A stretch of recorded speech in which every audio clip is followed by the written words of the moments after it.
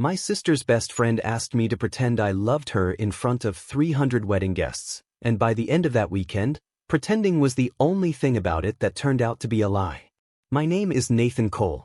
I'm 31, I fix industrial HVAC systems for a living, and up until that October, the most complicated thing in my life was convincing a restaurant owner that his walk-in freezer was dying a slow death and not just acting up a little. I liked my life simple. Work, gym, a few beers with my brother on Fridays, and just enough dating history to know exactly what I didn't want, which was drama. I had had enough drama in my 20s to last several lifetimes. Then my sister Paige called me on a Tuesday night, her voice doing that fast, nervous thing it only did when she needed something big. Nathan, I need you to do something for me, and I need you to not ask 100 questions before you say yes. I set my fork down. That's usually when I ask the most questions. It's about Claire. Claire Bennett had been Paige's best friend since freshman year of college. I knew her the way you know your sister's friends, which is to say, well enough to say hello at a barbecue and badly enough to still call her Paige's friend, instead of just Claire. She was smart, a little guarded, the kind of woman who laughed with her whole face but never all the way, like some part of her was always keeping score. I liked her fine. I hadn't thought about her twice. What about Claire? Paige took a breath like she was about to jump off something. Her cousin's wedding is this weekend. Big family thing, out at that vineyard place outside town. Her ex is going to be there. With his new fiancée. And Claire's whole extended family has spent 2 years asking her why she's still single like it's a personal failing. Okay. She doesn't want to walk in alone. I already didn't like where this was going. Paige. She needs a date. Someone who can pretend to actually like her for like 48 hours. Someone who isn't going to embarrass her or hit on her cousins or get drunk and tell everyone his real opinions about capitalism. I don't have opinions about capitalism. You know what I mean. I rubbed my eyes. Why me? Because she trusts you. Because you're not going to make it weird. Because every single one of her actual options is either an ex, a coworker she can't afford to have this go wrong with, or a guy from an app who she's known for 11 days. Paige's voice softened just slightly. And because I asked you, and you love me, and you owe me for the time I lied to Mom about the truck. That last part was unfair and effective, which was very Paige. So what, I just show up and hold her hand for a weekend? You show up as her boyfriend. You hold her hand, you dance with her, you look at her like she hung the moon, and then Sunday you both go back to your regular lives and never speak of it again. I should have said no right there. I want that on the record. I had every reasonable objection lined up. I barely knew this woman. Weddings were long. Fake relationships were the plot of a bad movie, not something functioning adults did with their weekends. But there was something in the way Paige said, she trusts you, that got under my skin in a way I didn't examine closely enough at the time. I said. I'll do it. Thank you. Oh my God, thank you. She's going to call you tonight to go over the details. Claire called an hour later. Her voice was steadier than I expected, businesslike almost, like she was running a work call and not asking a near stranger to pretend to be in love with her. Nathan, thank you for doing this. I know it's a strange favor. It's a strange favor, I agreed. But Paige guilt-tripped me pretty efficiently, so here we are. That got a short laugh out of her, real, not polite. I'll pay you back somehow. I don't know how yet, but I will. You don't have to pay me. Just don't make me dance the electric slide. I make no promises about the electric slide. My Aunt Denise takes it very seriously. We spent the next 20 minutes going over what she called the file, which was an actual document she had made with names, faces, and warnings. Her ex was named Derek. He worked in finance. He had a laugh she described as engineered, and his fiancée's name was Vanessa, who, according to Claire, he smiled with her eyes closed in every photo like she was posing for a painting nobody asked her to sit for. You really made a spreadsheet, I said. I made a document. The spreadsheet is for the seating chart. Of course it is. Nathan, I need this to look real. Not desperate real. Comfortable real. Like we've been together long enough that we're not performing, we're just together. So the opposite of performing while we perform. Exactly. The pause. Is that going to be a problem? I thought about it for exactly as long as it took to remember the sound of Paige's voice saying she trusts you. No, I said. It's not going to be a problem. I had no idea how wrong I was. We met for real, properly, 2 days before the wedding over coffee to get our story straight, which is a sentence I never thought I'd say about a woman I'd met maybe 4 times in my life. Claire showed up early, sat in the corner booth with 2 coffees already ordered because she'd guessed how I took mine from something Paige had apparently mentioned once, which should not have touched me as much as it did. You remembered I take it black? I said, sliding in across from her. I have a good memory for logistics.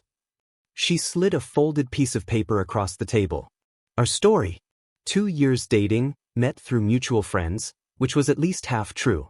I run my own business. She taught me to appreciate wine I don't actually like. We're figuring out next steps, which was vague enough to survive nosy ants. You've thought about this a lot, I said. I've thought about very little else since Sunday. She wrapped both hands around her mug. Up close, she had a small scar through one eyebrow I'd never noticed before, and tired eyes that were trying hard not to look tired. I know this is a lot to ask. I know it's strange. I just really don't want to walk into that reception and watch my whole family do the math on why I'm alone again. For what it's worth, I said, you don't owe anybody an explanation for being single. Try telling that to my Aunt Denise. I feel like Aunt Denise and I are going to have a complicated relationship this weekend. That earned a real smile, the kind that reached both corners of her mouth. She's going to love you. That's actually the problem. She's going to love you so much she's going to ask when we're getting married, and I need you to not visibly panic. I don't panic, I said. I calmly assess and then panic internally. That works. Just keep the internal part internal. We went over names for another half hour. Her mother, Susan, who according to Claire, means well but asks questions like she's cross-examining a witness. Her father, Tom, quiet, liked football, would probably bond with me over nothing more complicated than a shared opinion on defense. Derek, the ex, who Claire described with a careful flatness that told me more than her words did. You don't have to be careful talking about him, I said. I'm not going to judge you for how it ended. She looked up at me, surprised, like she'd expected a different kind of person to be sitting across from her. He didn't do anything dramatic. That's almost worse. He just slowly decided I wasn't exciting enough to keep choosing. Then he found someone who apparently is. That says more about him than you. That's a very generous read for a guy I've known 90 minutes. I've got layers, I said, and she laughed again, easier this time, like something in her shoulders had come down half an inch. By the time we left the coffee shop, I had a folder of facts memorized and a strange, low hum in my chest I chose not to look at directly. I told myself it was nerves. I was wrong about that too. The vineyard was 2 hours outside the city, all rolling hills and long gravel drives and a reception barn done up in string lights and white flowers that probably cost more than my truck. I picked Claire up Friday afternoon, and when she came out of her apartment in a green dress with her hair down, I had one of those moments where your body reacts a half second before your brain catches up and tells it to calm down. You look nice, I said, which felt embarrassingly small for what I actually felt. So do you, she said, then immediately looked like she regretted saying it out loud, which made me feel marginally better about my own reaction. We practiced holding hands in the car, which was as awkward as it sounds. We practiced my hand on her lower back walking into a room, which was somehow worse. By the time we pulled up to the vineyard, we had run through our fake origin story enough times that it almost felt true, which should have worried me more than it did. Ready? She asked, hand on the door. No, I said honestly. But let's go be believable anyway. Claire's family descended on us within about 90 seconds of walking through the barn doors, which was both faster and louder than I expected.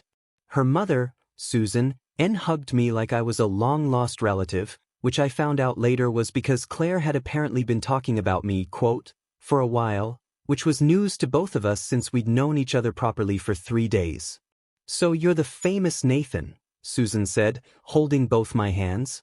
Claire's told us so little about you, which of course means everything. All good things, I hope, I said, glancing at Claire, who gave me a look that said, "Please don't improvise too much."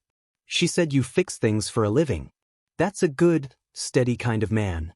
Susan patted my arm like she was checking for quality. Tom, come here, meet Claire's Nathan. Claire's Nathan. That phrase did something strange to my chest that I filed away to examine later, in private, somewhere nobody could watch me do it. Tom turned out to be exactly as advertised, quiet, solid, more interested in whether I had opinions about the upcoming football season than in interrogating my intentions toward his daughter, which I appreciated more than he probably knew. We talked defensive lines for 10 minutes while Claire got pulled away by a cluster of cousins, and when she glanced back at me over someone's shoulder, there was something in her face, gratitude maybe, or relief, that made the whole strange arrangement feel briefly, dangerously worth it. Then Aunt Denise found us, and the real test began. "You're the boyfriend," she said, looking me over like she was appraising livestock. "Finally. We were starting to think Claire made you up for the holidays." "I promise I'm real," I said. "How long have you two been together?" "Almost 2 years," I said, right on script. "And you haven't proposed yet?" Denise said it lightly, but her eyes were sharp, watching for a flinch. I felt Claire go tense beside me before I even looked at her. I put my hand over hers where it rested on my arm, easy, natural, the way I imagined an actual boyfriend of 2 years might. "We're taking our time," I said. "Some things are worth doing right instead of doing fast." Denise looked between us for a second too long, then smiled like I'd passed something. "Oh, at least he's patient, Claire. That's more than I can say for the last one." Claire's hand tightened on my arm. "Thank you, Aunt Denise." Once Denise wandered off toward the bar, Claire exhaled like she'd been holding it since we walked in. "You're better at this than I expected." "High praise. I mean it." She looked up at me, and for a second the performance dropped away entirely, and it was just her, tired and grateful and a little bit stunned. "Thank you. Genuinely." "We haven't even gotten to Derek yet," I said. "Save the thank you for when I survive that." Her mouth curved. "Fair." Before any of that, though, there was the small matter of surviving the receiving line, which turned out to be its own kind of trial by fire. Claire's cousin Beth, the bride, pulled Claire into a hug that lasted a beat too long, then looked over her shoulder at me with the particular sharpness of a woman who had clearly heard things. "So you're Nathan," Beth said, holding my hand a second longer than necessary. "I've heard almost nothing about you, which is very suspicious for someone Claire's supposedly been dating 2 years." "I'm private," I said. "Claire likes to keep the good stuff to herself." "Is that so?" Beth said, glancing at Claire, who had gone very still beside me. "He fixes industrial refrigeration systems," Claire said, a little too fast. "It's fascinating, actually. You'd be amazed how often walk-in freezers just die."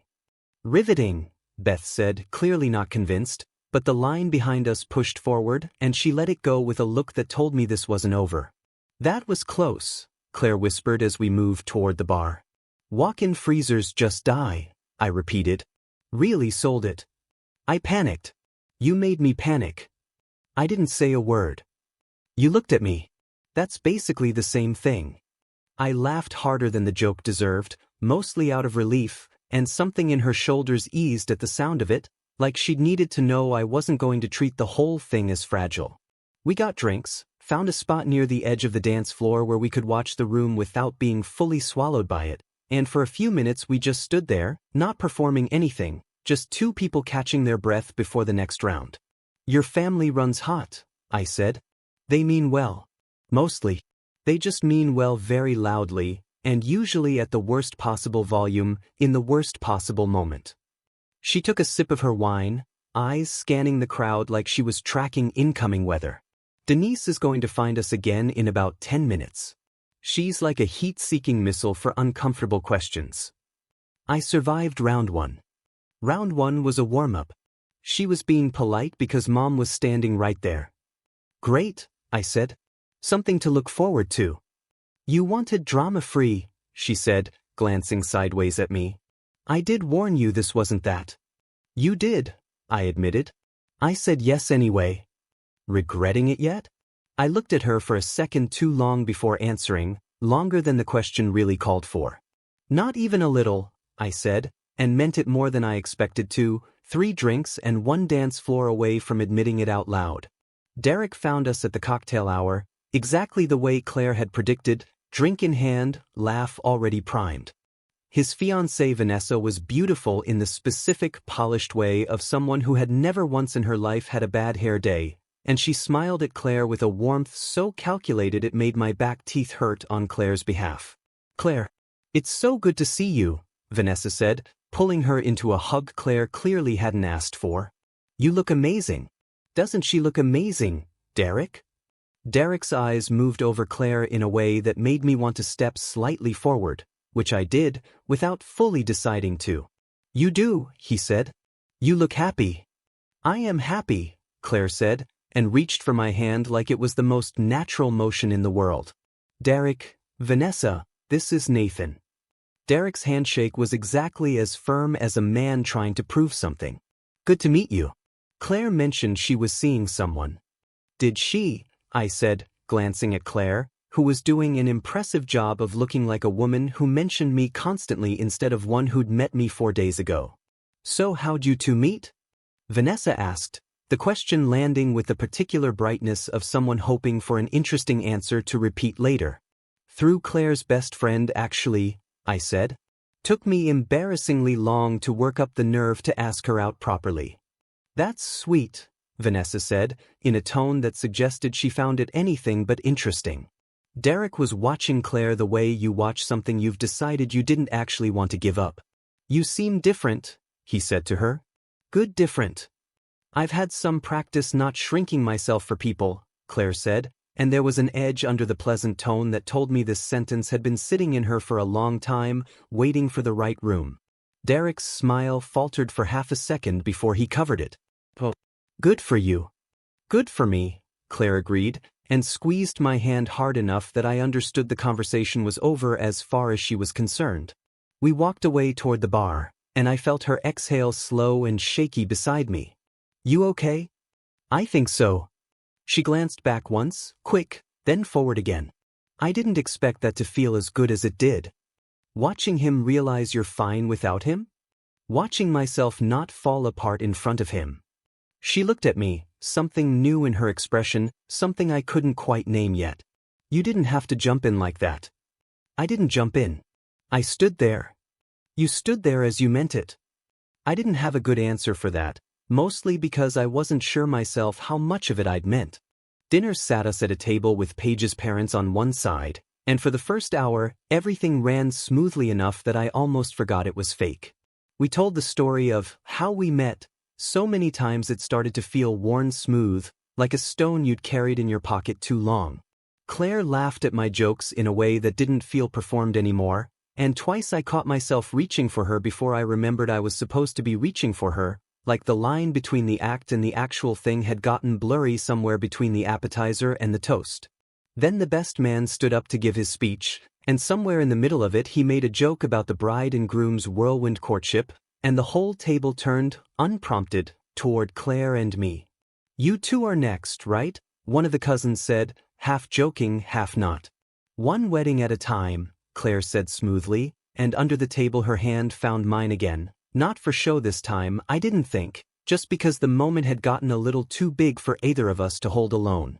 Somewhere between the main course and the cake cutting, Paige's parents made their way over, and Claire's father, Tom, leaned in toward me with the low, conspiratorial tone of a man about to say something he'd clearly been holding on to all night.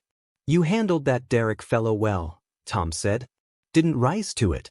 I respect a man who doesn't need to prove anything in front of a crowd." "Wasn't much to prove," I said.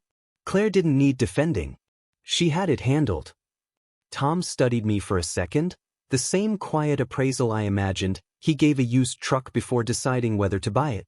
"That's the right answer," he said finally. "Most young men would have said something different, tried to look like a hero. You just said the true thing." He clapped me once on the shoulder, the kind of gesture that in Tom's world probably counted as a full paragraph of approval. "Good. She's had enough men who needed to be the hero of every room. Don't be that." "I'll do my best," I said, And I meant it more than the moment probably called for, since technically I wasn't supposed to be planning on being anything for Claire long-term at all. That thought sat uncomfortably in my chest for the rest of the course, the way an inconvenient truth does when you're not ready to look at it directly yet. Claire caught my eye from across the table a moment later, some silent question in her face, and I just shook my head slightly, like it was nothing, though it wasn't nothing at all. It was the first time all night that pretending had started to feel like it cost something real, and I didn't have a name for that yet, not out loud. Later, during the dancing, Aunt Denise cornered Claire near the dessert table while I was getting drinks, and I came back in time to catch the tail end of it. Just seems fast for someone who's usually so careful, Denise was saying. Are you sure about this one, or are you just tired of everyone asking? I saw something flicker across Claire's face, something raw and unrehearsed. I'm sure, she said, quiet but firm. He's the first person in a long time who's made me feel like being myself was enough. I stood there holding 2 glasses of wine, not moving because I hadn't been meant to hear that, and it hit somewhere I wasn't ready for it to hit. When she found me a minute later, her face went slightly pink. How much of that did you hear? Enough, I said. It's part of the performance, she said quickly. Was it? She didn't answer right away, which was its own kind of answer. We danced later, actually danced, not the practiced kind we'd rehearsed in her living room, but something slower and looser, her hand at the back of my neck, my hand at the curve of her waist, the string lights doing something unfair to the color of her eyes. Neither of us said much. We didn't need to. Somewhere in that song, the line between pretending and not pretending disappeared entirely, and I don't think either of us tried very hard to find it again. This is supposed to be fake, she said quietly, her forehead close enough to mine that I could feel her breath. I noticed, I said. I don't think I'm doing a very good job of it. Neither am I. She pulled back just enough to look at me properly. Nathan. Yeah. If I kiss you right now, is that still the performance, or is that something else? I think we're a little past being able to tell the difference, I said. She kissed me anyway, and it wasn't for Denise, or Derek, or the 300 people watching the dance floor. It was quiet and slow and entirely hers, entirely ours, the first honest thing either of us had done all weekend that we hadn't rehearsed first. When we pulled apart, she let out a small, startled laugh. That wasn't in the file. No, I agreed. That definitely wasn't in the file. We didn't talk about it again that night, not directly. We danced 2 more songs, we said our goodbyes to a family that now genuinely believed we were the real thing, and we drove back to the hotel with the radio low and something unspoken sitting warm between us in the dark of the truck. The next morning at brunch, her mother pulled me aside while Claire was in the bathroom, her hand light on my arm. I don't know exactly what's going on with you two, Susan said, but I haven't seen my daughter look at anyone the way she looked at you last night. Not even before Derek. Especially not before Derek. She's easy to look at, I said, which was true and also not remotely the whole answer. Susan smiled as she saw right through me anyway. Just don't waste it, she said. Some people only get one version of this that actually fits. I didn't have a chance to respond before Claire came back, and Susan slipped away with the particular satisfaction of a woman who'd said exactly what she meant to say. We drove home mostly quiet, the kind of quiet that isn't empty, just full of things neither person has said yet. About 20 minutes from the city, Claire finally broke it. So, she said, staring straight ahead. That happened. That happened, I agreed. I want to be honest with you, because I feel like we've spent an entire weekend being honest about everything except the actual thing. She turned toward me slightly. I didn't ask you to come this weekend because I was falling for you, Nathan. I asked you because I was tired and scared and didn't want to walk into that reception alone. I know. But somewhere between the coffee and the dance floor, this stopped being about Derek or my aunt or looking okay in front of people who don't actually matter that much to me. She took a breath. I don't know how to undo that, and I'm not sure I want to. I kept my eyes on the road, mostly because I needed a second before I trusted my voice. I signed up to pretend to be your boyfriend for a weekend, I said. Somewhere in there I stopped pretending, and I didn't notice until it was already true. I don't want to undo it either. She was quiet for a moment. This is either the best decision either of us has made in years, or a spectacular mistake. Maybe it's both, I said. Maybe it doesn't have to be one or the other. That's annoyingly reasonable of you. I contain multitudes. She laughed, real and warm, and reached over to take my hand on the console, no performance left in it at all, just her fingers laced through mine like she meant to keep them there. Okay, she said. Let's find out what this actually is, then. No script this time. No script, I agreed. Just us figuring it out as we go. Paige, of course, took full credit the second she found out, which she did almost immediately, because Claire is a terrible liar to her best friend and lasted about 6 hours before telling her the whole thing. I knew it, Paige said, practically vibrating through the phone. I knew the second I asked you to do this that something was going to happen. I'm basically a matchmaker. You asked me to pretend to date your best friend for a wedding, I said. That's not matchmaking, that's a scheme. A scheme that worked, she said. I'm taking full credit at your actual wedding someday, just so you know. Slow down. I'm just saying when it happens, I get a speaking slot at the reception. She wasn't wrong to get ahead of herself, as it turned out, though it took us the better part of a year to get there properly. No rush, no performance, just two people who'd started as a favor and ended up as something neither of us had been looking for and both of us had needed. Derek, for the record, sent Claire a single awkward text a few weeks later, something about hoping she was happy, which she answered with 3 words. I really am. She didn't need me to prove anything to him after that. She'd already proven it to herself, standing on a dance floor telling the truth by accident. We got married 18 months later, at a much smaller venue, no vineyard, no 300 guests, just the people who actually mattered. Aunt Denise cried through the entire ceremony and told anyone who'd listened that she'd known it was real the first night she met me, which was generous revisionist history from a woman who'd spent that first conversation testing me like a lawyer cross-examining a hostile witness. Claire gave a toast at the reception, and near the end of it she looked right at me and said the thing that's stuck with me ever since. I asked him to pretend, because I was scared of what people would think if I showed up alone. What I got instead was someone who made pretending unnecessary, because he never once made me feel like I had to be anything other than exactly who I already was. I've thought about that line a lot since. About how the whole thing started as a lie meant to survive one weekend, and somehow turned into the most honest relationship either of us had ever had. Sometimes the truest things start as a favor you almost said no to. So here's what I want to know from you. Would you ever agree to pretend to date someone for a wedding, or a family event, or just to get your relatives off your back for one weekend? And has a favor you almost turned down ever turned into something you never expected? Tell me your story in the comments. If you like this one, leave a like, subscribe, and I'll see you in the next video.